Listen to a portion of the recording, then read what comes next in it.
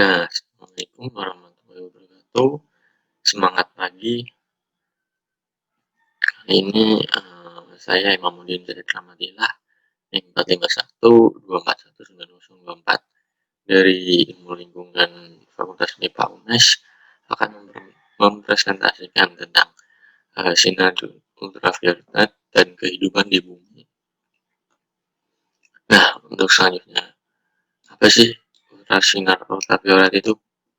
Sinar ultraviolet adalah radiasi gelombang elektromagnetik yang berasal dari matahari. Sinar ini tidak bisa dilihat oleh mata, namun beberapa hewan seperti lebah, burung, dan kupu-kupu bisa melihat sinar UV dengan jelas. Dan tidak semua sinar ultraviolet ini berasal dari matahari yang bisa mencapai permukaan bumi, tetapi lapisan ozon berhasil mencegah sinar ultraviolet tertentu untuk mencapai ke bumi. Nah, sinar matahari ini mempunyai peran yang besar terhadap kelangsungan hidup pada semua makhluk di bumi tentunya. Nah, tanpa sinar matahari juga tidak akan ada kehidupan di bumi. Seperti contohnya proses fotosintesis pada tumbuhan hijau itu merupakan suatu bukti bahwa sinar matahari berperan penting dalam kehidupan. Begitupun proses sintesis vitamin D pada tubuh manusia. Nah, makin memperkokoh peran sinar ultraviolet bagi kehidupan di bumi. Nah, matahari sendiri itu menghasilkan sinar yang dibedakan warnanya dalam spektrum sinar tampak dan sinar tidak tampak. Salah satu sinar tidak tampak adalah sinar ultraviolet yang berada pada spektrum warna violet. Nah, peningkatan radiasi ultraviolet itu berhubungan dengan penipisan ozon di lapisan stratosfer. Akibat dari peningkatan ini tuh banyak mengalami gangguan dan ancaman bagi kestabilan ekosistem di muka bumi. Nah, seperti pada gambar untuk selanjutnya itu seperti pada gambar itu pada saat memasuki atmosfer sinar UV C akan tertahan pada lapisan ozon dan 90% sinar UVB akan diserap oleh ozon. Nah, untuk uap air dan gas lain yang ada di atmosfer. Adapun sinar UVA sebagian besar itu akan dapat mencapai permukaan bumi seperti pada gambar. Nah, dengan demikian dari total sinar ultraviolet yang dikandung radiasi matahari saat mencapai permukaan bumi adalah sinar UVA 90-99% dan sedikit sinar ultraviolet B kurang dari 10%. Itu.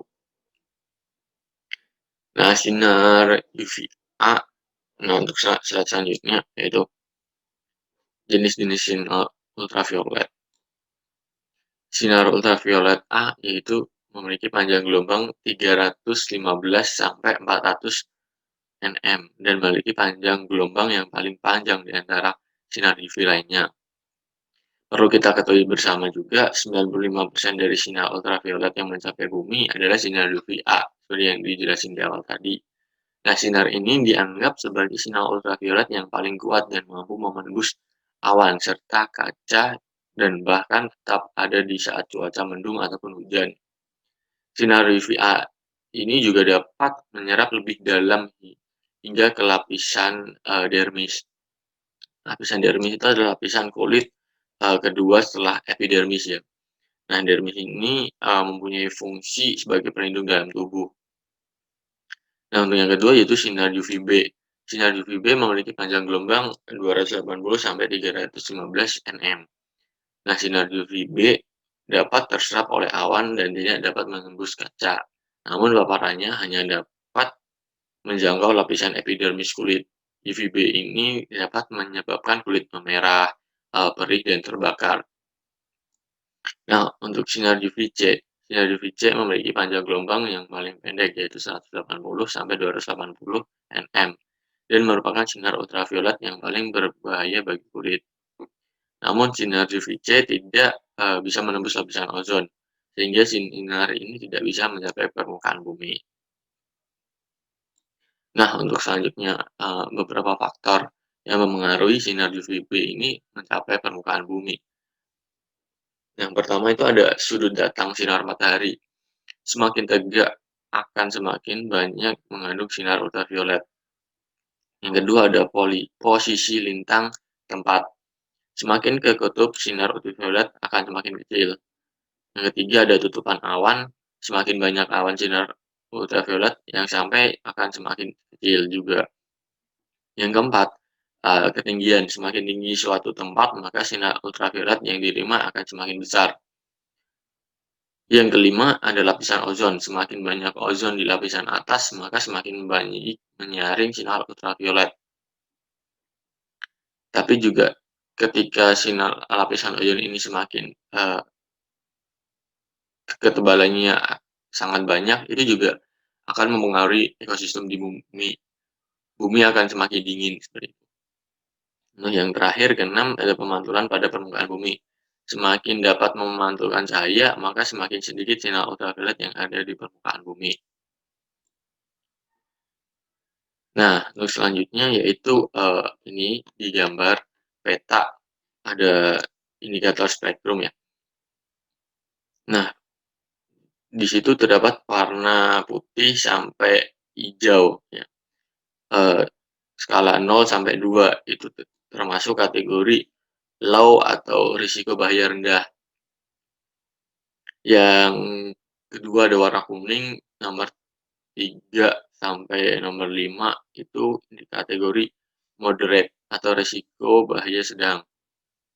Untuk yang ketiga ada warna orange, itu skala 6 sampai 7 itu kategori high, risiko bahaya tinggi. Nah, untuk warna merah skala 8 sampai 10 kategori very high, risiko bahaya sangat tinggi.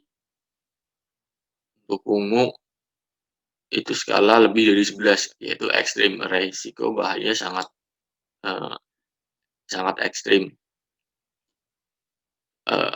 Dan adapun himbauan-himbauan per warnanya juga itu untuk warna hijau sendiri, kenakan kacamata hitam pada hari yang cerah, gunakan cairan pelembab tabir surya SPF 30+ bagi kulit sensitif.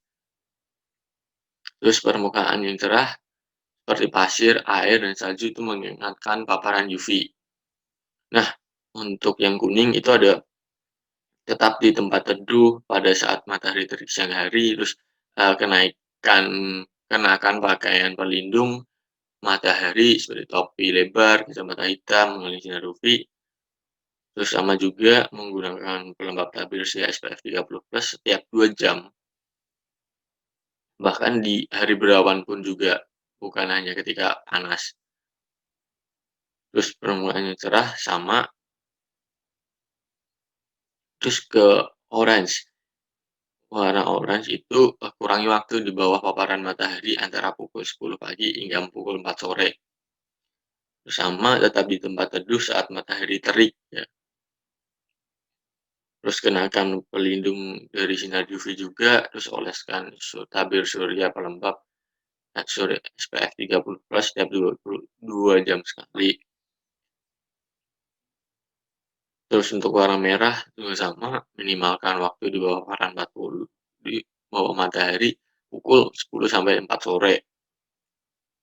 Tepat di tempat teduh, menggunakan pelindung matahari, oleskan pelembab surya SPF 30+, dan bahaya ini tuh di warna merah bisa mengakibatkan apa ya, kerusakan kulit, mata dapat rusak juga, dan terbakar dengan cepat kulitnya. Dan di warna ungu ini yang paling ekstrim, yaitu eh, ini tuh diperlukan semua tindakan pencegahan karena kulit mata itu dapat merusak terbakar dalam hitungan menit saja. Seperti itu.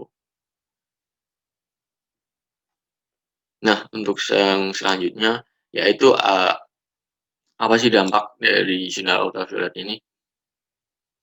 Akibat dari peningkatan radiasi ini, sinar ultraviolet ini diprediksi dapat mengganggu dan mengancam kestabilan ekosistem di muka bumi. Nah, gangguan yang ditimbulkan ini dapat mengancam kekurangan pangan karena radiasi UV dapat menurunkan hasil panen dan dapat merusak kekebalan terhadap penyakit pada binatang.